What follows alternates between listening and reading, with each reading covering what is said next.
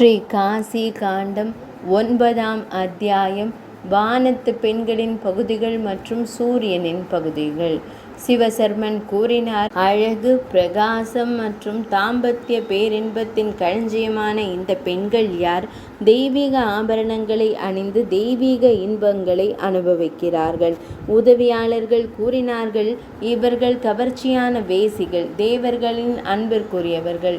அவர்கள் இசையில் தேர்ச்சி பெற்றவர்கள், நடனத்தில் நிபுணர்கள் மற்றும் இசை கருவிகளை வாசிக்கும் கலையில் மிகவும் திறமையானவர்கள். அவர்கள் மையல் செய்யும் கலையில் திறமையானவர்கள், பகடை விளையாட்டில் மிகவும் புத்திசாலிகள். அவர்கள் விஷயங்களின் அழகை பாராட்டுகிறார்கள், மற்றவர்களின் உள்ளார்ந்த உணர்வுகளை புரிந்து கொள்கிறார்கள். பொருத்தமான பதில்களில் அவர்கள் மிகவும் புத்திசாலிகள். அவர்கள் வெவ்வேறு நாடுகளின் சிறப்புகளை அறிந்து கொள்வதில் நிபுணர்கள் மற்றும் வெவ்வேறு நாடுகளில் பேசப்படும் மொழிகளில் தேர்ச்சி பெற்றவர்கள். இரகசிய செய்திகளை ஆராய்வதில் அவர்கள் திறமையானவர்கள். அவர்கள் தனியாக அல்ல, குழுக்களாக தங்கள் இனிமையான விருப்பப்படி மகிழ்ச்சியுடன் நடமாடுகிறார்கள். அவர்கள் கவர்ச்சியான சைகைகள் மற்றும் மையல் உணர்வுகளை தூண்டும் மையல் மற்றும் மையல் நிறைந்த விளையாட்டுகளில் நிபுணர்கள். அவர்கள் தொடர்ச்சியான லேசான பேச்சில் திறமையானவர்கள்.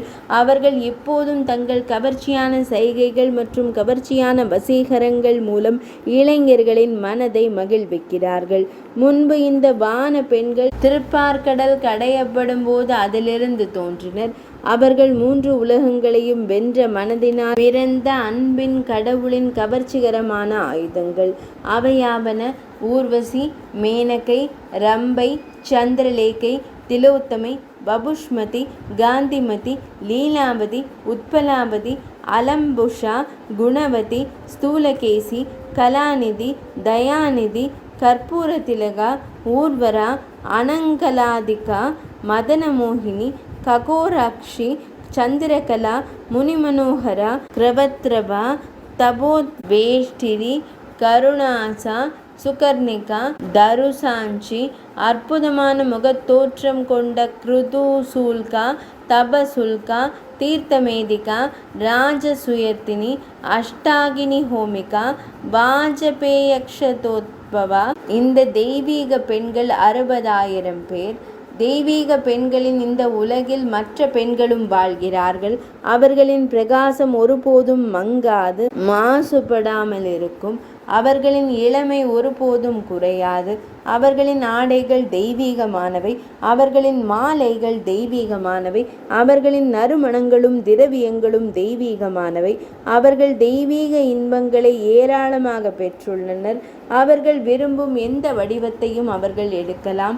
உலகில் சில பெண்கள் மாதாந்திர விரதங்களை கடைபிடிக்கிறார்கள், ஆனால் 1 முறை, 2 அல்லது 3 முறை பிரம்மச்சரிய சபதத்தை மீறுகிறார்கள். துரதிருஷ்டம் ஏற்பட வாய்ப்புள்ளது. அப்சர லோகத்திற்கு வந்து அங்கேயே தெய்வீக இன்பங்களை அனுபவித்து வளமான அழகையும் பிரகாசத்தையும் பெற்றிருப்பவர்கள் அத்தகைய பெண்கள்தான். அவர்கள் தங்கள் எல்லா ஆசைகளையும் உணர்கிறார்கள். தங்கள் ஆசைகளை பெறுவதற்காக சில பெண்கள் புனித விரதங்கள் மற்றும் சடங்குகளை தங்கள் துணை பொருட்களுடன் பின்பற்றிய பிறகு விபச்சாரிகளாக மாறுகிறார்கள். அத்தகைய பெண்கள் தேவர்களின் இன்ப பொருட்களாக இந்த உலகத்திற்கு வருகிறார்கள். மிகுந்த விசுவாசமுள்ள சில பெண்கள் இருக்கிறார்கள், ஆனால் சில சக்தி வாய்ந்த ஆண்கள் அவர்களை வன்கொடுமை செய்திருக்கலாம். மேலும் அவர்கள் அவருடன் தகாத உறவை அனுபவித்திருக்கலாம், அவரை தங்கள் கணவராக தவறாக கருதியிருக்கலாம். பிராமண முனிவரே, அத்தகைய பெண்கள் இவர்கள்தான். கணவர்கள் இல்லங்களை விட்டு வெளியேறிய போது எப்போதும் பிரம்மச்சரியத்தை கடைபிடித்து வந்த சில பெண்கள் தற்செயலாக அல்லது கொடூரமான விதியின் காரணமாக தவறு செய்து வீழ்ச்சியடையக்கூடும். இவர்கள் அழகான கண்களை கொண்ட பெண்கள், இனிமையான நறுமணம் கொண்ட மலர்கள், நறுமணம் மிக்க சந்தன குழம்பு, நேர்த்தியான வெள்ளை கற்பூரம், மிக நேர்த்தியான அமைப்பு கொண்ட ஆடைகள் போன்ற பல்வேறு பொருட்களை பரிசாக வழங்க வேண்டும். சமச்சீரான நீளமான பழுத்த உறுதியான நுனிகளில் தங்க நிறத்தை கொண்ட அடர்த்தியான மற்றும் நீல நரம்பு போன்ற கோடுகளை கொண்ட இனிமையான நறுமணம் கொண்ட கொட்டைகள் மற்றும் பிற பொருட்களுடன் கூடிய வெற்றிலை, பல்வேறு வகையான அலங்காரங்களுடன் கூடிய படுக்கைகள், மையல் விளையாட்டு அறைக்கு ஏற்ற அனைத்து கற்பனை பொருட்களும் மற்றும் பிற பொருட்களும் சிறந்த நிறமுடைய ஒரு பெண் பிராமண தம்பதியினரை கௌரவித்து மேலே குறிப்பிட்ட பரிசுகளை அவர்களுக்கு வழங்க வேண்டும். இன்ப பொருட்களை பரிசளிப்பது விரும்பத்தக்க ஒன்று. சூரியனின் மாதாந்திர சஞ்சாரத்தின் போது அல்லது வியாதிபாத தினங்களில் ஞாயிற்றுக்கிழமையுடன் இணைந்து வரும் அமாவாசை இந்த பரிசுகளை செய்து ஒரு வருடம் தொடர வேண்டும். அந்த பெண் வேதங்களின் மந்திரத்தை அல்லது இதே போன்ற வேறு எந்த மந்திரத்தையும் மீண்டும் கூற வேண்டும். பின்னர் மையல் கடவுளின் உருவில் உள்ள இறைவன் மகிழ்ச்சி அடையட்டும் என்று கூறி அந்த பொருட்களை பிராமண தம்பதியினருக்கு கொடுக்க வேண்டும். அவள் மிகச் சிறந்தவள் ஆவாள். தேவலோக கன்னிகைகளை அழைத்து ஒரு கல்பம் வரை அங்கேயே தங்குங்கள். ஒரு அழகான கன்னிகையை தேவ ரூபத்தில் யாரோ ஒருவன் எங்கோ சரீர இன்பத்தில் அனுபவித்தான். அன்றிலிருந்து அந்த பெண் அதே சம்பவத்தை தியானித்து வேறு யாரையும் திருமணம் செய்து கொள்ளாமல் பிரம்மச்சாரியாகவே இருந்தாள். அந்த பெண் ஒரு தெய்வீக வடிவத்தை அடைந்து தெய்வீக இன்பங்களை பகிர்ந்து கொண்டு இங்கே பிறக்கிறாள். இவ்வாறு அப்சர லோகத்தில் அப்சரஸ் பகுதி தோற்றத்தை கேட்ட புகழ்பெற்ற பிராமணர் ஒரு கணத்தில் சூரிய உலகத்தை அடைந்து ஒரு வான்வழி ரதத்தில் பயணித்தார். சூரியனின் கதிர்களால் உலகம் அதன் இழைகளால் சூழப்பட்ட கடம்ப மலரை போல பிரகாசமாக பிரகாசித்தது. தூரத்திலிருந்து அவர் சூரியனை 2 தாமரை மலர்களுடன் கண்டார். 7 குதிரைகளால் இழுக்கப்பட்ட ஒற்றை சக்கரத்தின் அற்புதமான வேகமான தேர் மூலம் அது சூரியன் என்பதை அவர் அறிய முடிந்தது. அது 9000 யோஜனைகள் அளவு கொண்டது. அதை முன்னால் கடிவாளத்தை பிடித்த தேரோட்டியான அருணன் ஓட்டினார். தேவலோக தேவியர், முனிவர்கள், கந்தர்வர்கள், அரவங்கள், யக்ஷர்கள் மற்றும் ராட்சசர்கள் அங்கே இருந்தனர். பின்னர் அவர் பயபக்தியுடன் கைகூப்பி வணங்கினார். சூரிய பகவான் புருவங்களை லேசாக பிசைந்து கொண்டு தனது வணக்கத்தை ஒப்புக்கொண்டு ஒரு கணத்தில் வானத்தின் பாதையில் நீண்ட தூரம் பயணம் செய்தார். சூரியன் வெகு தூரம் சென்றதும் சிவசர்மன் மகிழ்ச்சியுடன் இறைவனின் பக்தர்களிடம் கூறினார், சூரியலோகம் எவ்வாறு அடையப்படும்? இதை கேட்க விரும்புகிறேன். தயை கூர்ந்து அதை எனக்கு கூறுங்கள். நல்லவர்களிடையே நட்பு 7 வார்த்தைகளின் பரிமாற்றத்தால் மட்டுமே உருவாகிறது. எனக்காக நட்பால் தூண்டப்பட்டு நீங்கள் அதையே எனக்கு கூற வேண்டும். உதவியாளர்கள் கூறினர், மிகுந்த அறிவுடைய பிராமணரே, கேளுங்கள். உங்களிடம் பேசக்கூடாதது என்று எதுவுமில்லை. நல்லவர்களின் தொடர்பு மூலம்தான் ஒரு நல்ல சொற்பொழிவு நடைபெறுகிறது. முழுமையான கடவுள் அனைத்து உயிரினங்களையும் கட்டுப்படுத்துவர். அதுவே இறுதி காரணம். அது பெயரற்றது மற்றும் குடும்பம் இல்லாதது. அதற்கு எந்த வடிவமோ அல்லது அது போன்ற எதுவுமோ இல்லை. அவரது புருவங்கள் நகரும்போது பிரபஞ்சத்தின் வெளிப்பாடு மற்றும் மறைவு ஏற்படுகிறது. வேதங்களின் அந்த முழுமையான மூலாதாரம் அல்லது தோற்றுவிப்பாளர் அனைத்திற்கும் உள்ளார்ந்த ஆன்மா இவ்வாறு கூறுகிறது, நான் ஆதித்யனில் சூரியனில் இருக்கும் புருஷனுடன் நபர் ஜீவன் ஒத்தவன் என்பது தெளிவாகிறது. வேறொரு ஜீவனை தெய்வத்தை வணங்குபவர்கள் குருட்டுத்தனமாக இருளில் நுழைகிறார்கள். சிறந்த பிராமணரை, பிராமணர்கள் இந்த மறுக்க முடியாத வேத பகுதியின் அர்த்தத்தை புரிந்து கொண்டு அந்த ஒற்றை பிரபஞ்சத்தை வணங்குகிறார்கள். சூரியனின் வடிவத்தில் உள்ள பெரிய தெய்வத்தை பெற்றவர் ஒரு நாளைக்கு 3 முறை அதை வணங்கவில்லை. சந்தேகத்திற்கிடமின்றி 7 தினங்களில் விழுவார். பக்தர் காலையில் சூரியனை நோக்கி ஜபத்தை தொடர்ந்து நிற்க வேண்டும். சூரியனின் அளவு பாதி மேலே உயரும் வரை, மாலையில் நட்சத்திரங்கள் வானத்தில் தோன்றும் வரை அமைதியாக அமர்ந்து ஜபத்தை செய்ய வேண்டும். சூரியன் மறையும் போது பக்தர் ஜபத்தை தொடர வேண்டும். நண்பகலில் அவர் சூரியனை நோக்கி ஜபத்தை மீண்டும் செய்ய வேண்டும். நேரத்தை தவறவிடலாகாது. அதற்காக காத்திருக்க வேண்டும். தாவரங்கள் சரியான நேரத்தில் கனிகளை தருகின்றன. மரங்கள் சரியான நேரத்தில் மலர்கின்றன. மேகங்கள் சரியான நேரத்தில் மழை பொழிகின்றன. எனவே ஒருவர் சந்தியா பிரார்த்தனை செய்யும் சரியான நேரத்தை மீறலாகாது. சூரியன் தனது உதயம் மற்றும் மறையும் நேரத்தில் மந்தேஹஸ் என்ற அசுரர்களை அழிக்க மந்திரத்தால் ஈர்க்கப்பட்டு பிராமணர்களால் வழங்கப்படும் 3 கைப்பிடி தண்ணீரை அருந்துகிறார். காயத்ரி மந்திரத்தால் புனிதப்படுத்தப்பட்ட 3 கைப்பிடி அளவு தண்ணீரை குறிப்பிட்ட நேரத்தில் சூரியனுக்கு அர்ப்பணித்தால் அது 3 உலகங்களின் பரிசிற்கு சமமாக இல்லையா? சரியான நேரத்தில் வழிபட்டால் சூரியன் எதை கொடுக்கவில்லை? அவர் நீண்ட ஆயுள், நல்ல ஆரோக்கியம், செழிப்பு, கால்நடைகள், நண்பர்கள், மகன்கள், மனைவி, பல்வேறு வகையான வயல்கள், 8 வகையான இன்பப் பொருட்கள், அதாவது இனிப்பு வாசனைகள், பெண்கள், ஆடைகள், இசை, வெற்றிலை மெல்லுதல், உணவு, வாகனங்கள் மற்றும் மாளிகைகள், சொர்க்க இன்பங்கள் மற்றும் முக்தி ஆகியவற்றை வழங்குகிறார். 18 மதிப்புமிக்க புராணங்களில் மீமாம்சா மிக பெரியது. தர்க்க அமைப்பு இன்னும் பெரியது. புராணம் அதைவிட பெரியது. தர்ம சாஸ்திரங்கள் இன்னும் பெரியது. பிராமணரே, ஸ்ருதி அவற்றை விட பெரியது. உபனிஷத் இன்னும் பெரியது. காயத்ரி அதைவிட பெரியது. அனைத்து மந்திரங்களிலும் பிரணவத்திலும் கூடிய காயத்ரி மிகவும் அரிதானது. எனவே மரியாதைக்குரியது. வேதங்களில் காயத்ரியை விட உயர்ந்த மந்திரம் எதுவும் பாடப்படவில்லை. அது உண்மைதான்.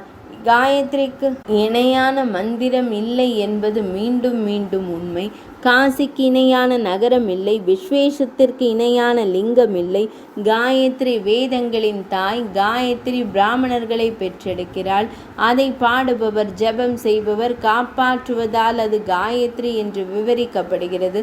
சூரியனுக்கும் காயத்ரிக்கும் இடையிலான உறவு வார்த்தைக்கும் அதனால் குறிக்கப்படும் பொருளுக்கும் இடையிலான உறவு. காயத்ரி என்பது சிறந்த வெளிப்பாடு மற்றும் சூரியன் வெளிப்படுத்தப்பட்ட பொருள். காயத்ரியின் சக்தியின் மூலம்தான் தனது புலன்களை நன்கு கட்டுப்படுத்திய சத்திரியரான கௌசிகர், அதாவது விஸ்வாமித்ர முனிவர், ஒரு அரச முனிவர் என்ற அந்தஸ்தை கைவிட்டு ஒரு பிராமண முனிவர் என்ற அந்தஸ்தை அடைந்தார். அவர் மற்றொரு அற்புத சக்தியை பெற்றார், ஒரு புதிய உலகத்தை உருவாக்குவது போன்ற ஒழுங்கு. காயத்ரி இந்த முறையில் சிறப்பாக சேவை செய்து எதை நாடினார் அதை வழங்கவில்லை. வேதங்களை ஓதுவதாலோ அல்லது தத்துவ நூல்களை கற்றுக்கொள்வதாலோ ஒரு மனிதன் பிராமணன் ஆகிறான். தெய்வத்தை, அதாவது காயத்ரி தேவியை மீண்டும் மீண்டும் உச்சரிப்பதன் மூலம், அந்த மந்திரத்தை உச்சரிப்பதன் மூலம் ஒருவன் பிராமணன் ஆகிறான். உண்மையில் வேறு விதமாக அல்ல. காயத்ரி மட்டுமே பெரிய ஸ்ரீ மகாவிஷ்ணு, காயத்ரி மட்டுமே பெரிய சிவபெருமான், காயத்ரி மட்டுமே பெரிய பிரம்மதேவர். எனவே காயத்ரி மட்டுமே வேதங்களின் மும்மூர்த்தி பிரம்மா, விஷ்ணு மற்றும் சிவனுடன் ஒத்தவை. கதிர்களை மாலையாக கொண்ட பகலை, அதாவது சூரியன், படைத்த இறைவன் தேவர்களின் மும்மூர்த்திகளுடன் ஒத்தவர். அவரே அனைத்து பிரகாசங்களின் நிறை. அவரே காலம், காலத்தின் முதன்மை இயக்குனர் ஆவார். நமது உலகில் வசிப்பவர்கள், அதாவது ஸ்ரீவைகுந்தம் இன்றியமையாதது எது, எது முக்கியமற்றது எது என்பதை வேறுபடுத்தி பார்க்க இயலும். எப்போதும் சூரியனை கருத்தில் கொண்டு இந்த ஸ்ருதியை மேற்கோள் காட்டுகிறார்கள். இந்த ஒளி வீசும் ஒன்று அனைத்து பகுதிகளிலும், பகுதிகளின் உட்புறத்திலும், பக்கவாட்டு, மேலே மற்றும் கீழே ஊடுருவுகிறது. அவருக்கு தொடக்கமோ முடிவோ இல்லை. அவர் தாயின் கருப்பையில் இருக்கிறார். அவர் பிறந்தவராக இருப்பார். மக்களே, அவர் எல்லா இடங்களிலும் முகங்களுடன் புருஷ சூக்தரின் புருஷனைப் போல ஒவ்வொரு பொருளிலும் வியாபித்து நிற்கிறார்.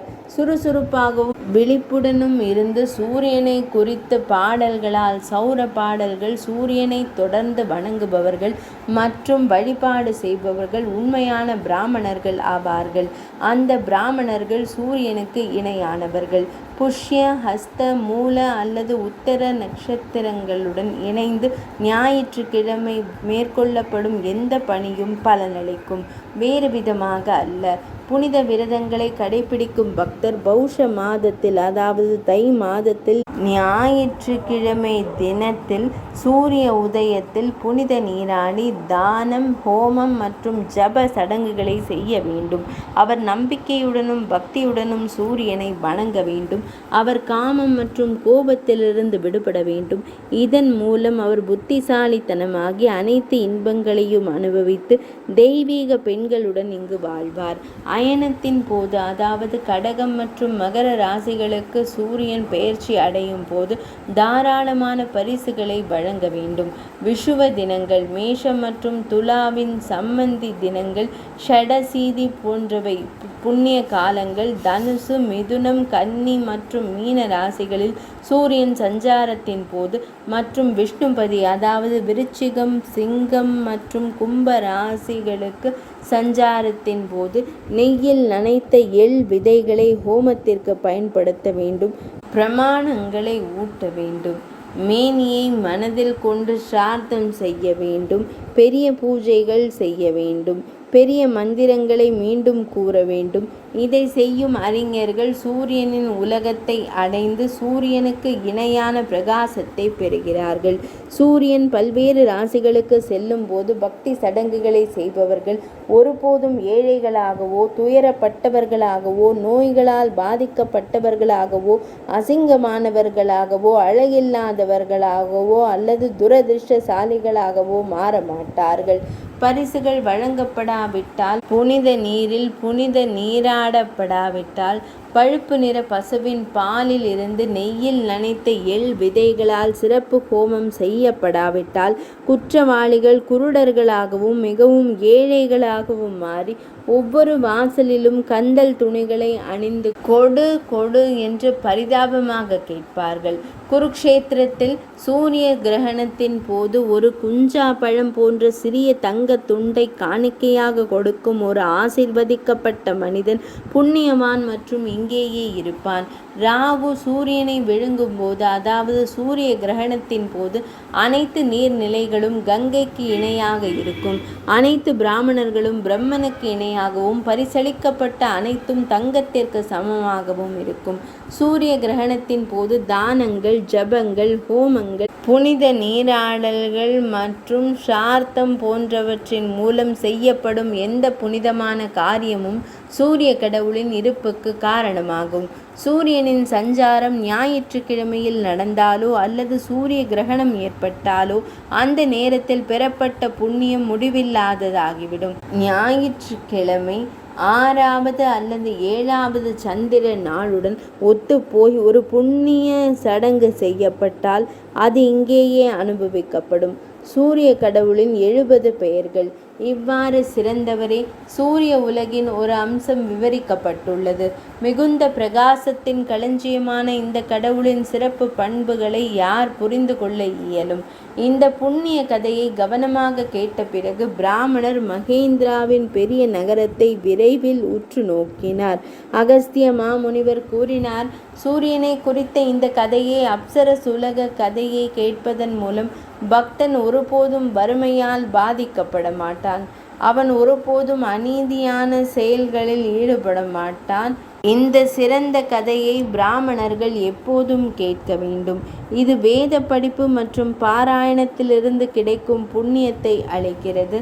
இந்த சிறந்த அத்தியாயத்தை கேட்கும் பிராமணர்கள், க்ஷத்திரியர்கள் மற்றும் வைசியர்கள் தங்கள் பாவங்களை இங்கேயே கைவிட்டு சிறந்த இலக்கை அடைகிறார்கள். 8ஆம் பகுதி நிறைவடைந்தது.